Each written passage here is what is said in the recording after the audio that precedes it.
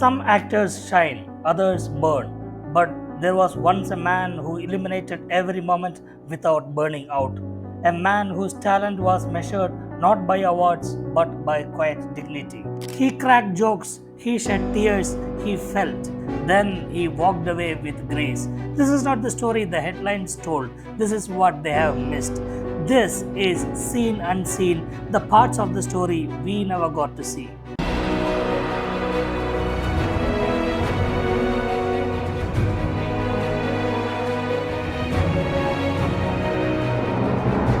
In 1967, in the sun-burnt town of Tonk, Rajasthan, Shahbzade Irrfan Ali Khan was born into a modest family where dreams were small and reality louder. As a boy, Irrfan was not loud, he was not the center of attention, he just listened, he just watched. And he played cricket with such grace that he was chosen for the under-23 tournament team for CK Naidu Trophy.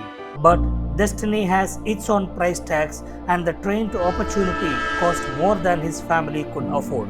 He couldn't afford to travel, not the gear, not the fees, not the fare. So he picked another game, one without a bat or a ball.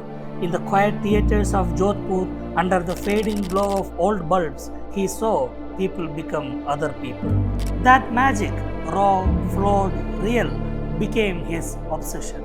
At 19, with trembling hands and hopeful lies, he told his parents he was teaching theatre at a university, when in truth, he was learning to disappear into characters. He was actually a student at the National School of Drama. His idols were not heroes on the posters, they were actors like Nasruddin Shah. His classmates called him aloof, strange, and quiet, but behind those thoughtful eyes, there was a fire. A man with no money, no contacts, just a pocket full of hunger and a notebook of characters no one else could see.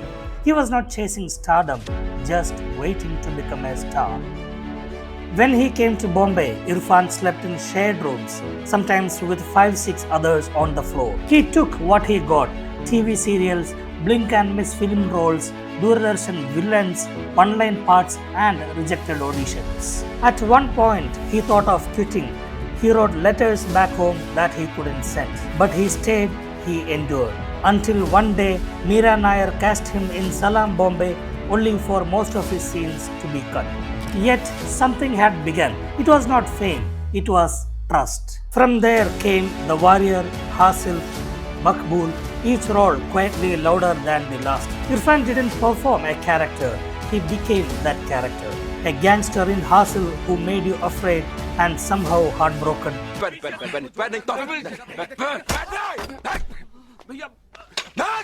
तुम लोग हमें गौरी शंकर के ताप से बचा रहे हो? वो साला औरत है औरत, वो चिन्हाल है सरकार की। अरे गौरी शंकर, अरे सामने साला रात को चुपके से छुप के गया, गोली चला दी। गाय बकरी औरत बच्चा शांत हो जाओ रणविजय, शांत हो जाओ। हम रणविजय सिंह कसम खा के कह रहे हैं, हमारे गांव में जो लोग मरे उनकी 13वीं के दिन हम गौरी शंकर पांडे को मार देंगे। A conflicted Macbeth in Maqbool, caught between duty and desire. एक सीक्वेंस है जहाँ पीयूष मिश्रा की बॉडी आती है और मैं सबके सामने दिखा रहा हूँ कि मुझे कितना दुख है, एंड सडनली उनकी बॉडी में कुछ हरकत होती है और एज ए कैरेक्टर मुझे उस वक्त अपना बैलेंस लूज कर देना है। मैं मतलब अंदर का जो गिल्ट है वो सारा निकल के आ जाता है, वो बहुत ज़्यादा घबरा जाता है। वो सीन बहुत अच्छा है।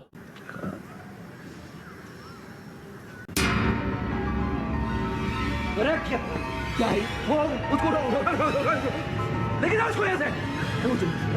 जिंदा उठो, आप पुलिस वो खोल रहा है, इसको लेके जाओ यहाँ से। इसको लेके क्यों आया? हटाओ उसको यहाँ से। अरे मियाँ, मियाँ, मर गया है काका? मर चुका है वो? हाँ? मर चुका है काका मियाँ? An immigrant father in The Namesake, holding grief with trembling fingers. He brought dignity to the broken man. His eyes didn't act, they confessed. He didn't play sadness, he understood it. कभी तो भूले से तू मेरे इस घर को महकाना।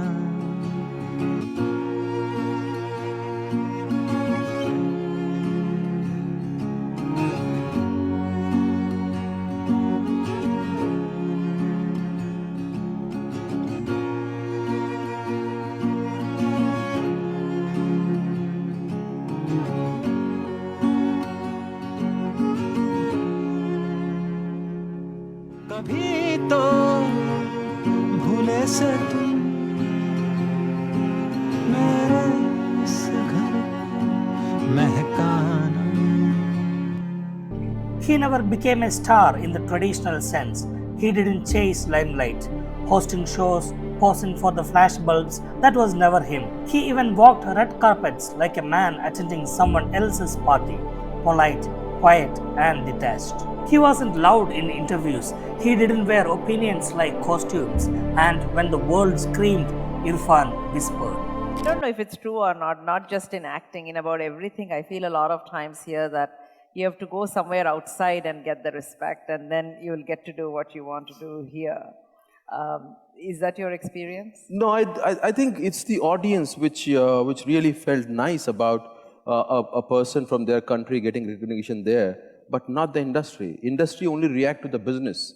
If you do a business, if your film do business in the local market, only then you are recognized. Yeah. So they only react to business. That's sometimes it's a limitation for anybody. It's not an encouragement. Slumdog Millionaire, The Lunchbox, Life of Pi, Piku, Inferno, Jurassic World. He moved between Hollywood and Bollywood like it was not a big deal, because to him it wasn't. He once said, "Fame is a disease and I just want to be acknowledged, not celebrated." In March 2018, he was diagnosed with a rare cancer, neuroendocrine tumor, the kind with no promises, the kind that doesn't care about awards. He left India for treatment in London. In a blog post he wrote, "In the suddenness of life, nothing prepares you for the storm." But he didn't disappear. He kept writing, kept feeling, kept living. When he returned to shoot Angrezi Medium, he told his director, "If I don't act, I will die faster." He was fragile, tubes, treatments, exhaustion. But Irrfan still came to set smiling, cracking jokes, finishing scenes with tears in his eyes and pain in his bones. His team said he would vanish into silence between takes and then emerge whole again when the camera rolled. He never asked for sympathy, he just asked for silence and a little light. His wife Sudhaba Sikdar called their journey a roller coaster with laughter and pain. About their intimacy, she told, "We cried a little and laughed a lot." Irrfan called her his best friend, critic, caregiver, and soulmate. He once looked at his sons and said, "I almost missed watching my sons become young adults. Now I know what running out of time means." On April 25, 2020, in Jaipur, his mother passed away during the pandemic. He couldn't attend her funeral in person due to the nationwide lockdown in India at the time. He watched her funeral over a video call all alone. Just 3 days after his mother's death, Irrfan Khan passed away. No spotlight, no staged farewell, just the presence of his family and the silence he always embraced. There were no cameras, no grand final act. As if even in death, Irrfan chose elegance over noise. As if he knew some exits doesn't need applause, just dignity. Among other numerous awards, Irrfan Khan also received 6 Filmfare Awards, 1 National Award for Best Actor, and India's 4th highest civilian honor, Padma Shri. But if you asked Irrfan what truly mattered, it wouldn't be the awards, it wouldn't be the standing ovations, it wouldn't be the red carpets. For him, the real reward was quieter.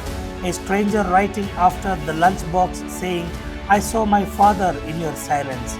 A fan from across the world moved enough to say, "You belong to all of us, not just to cinema."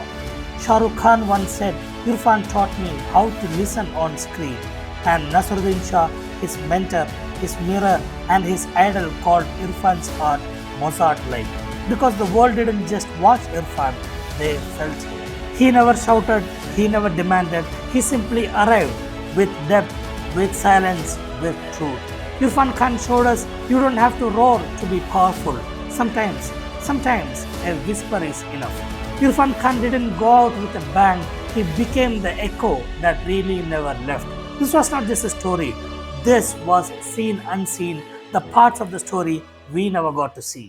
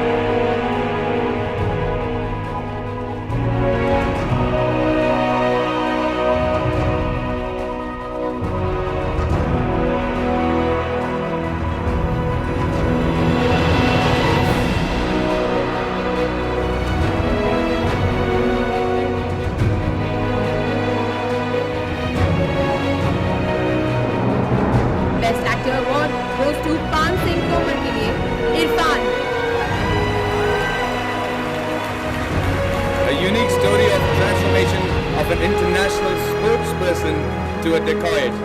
A difficult role, very convincingly played.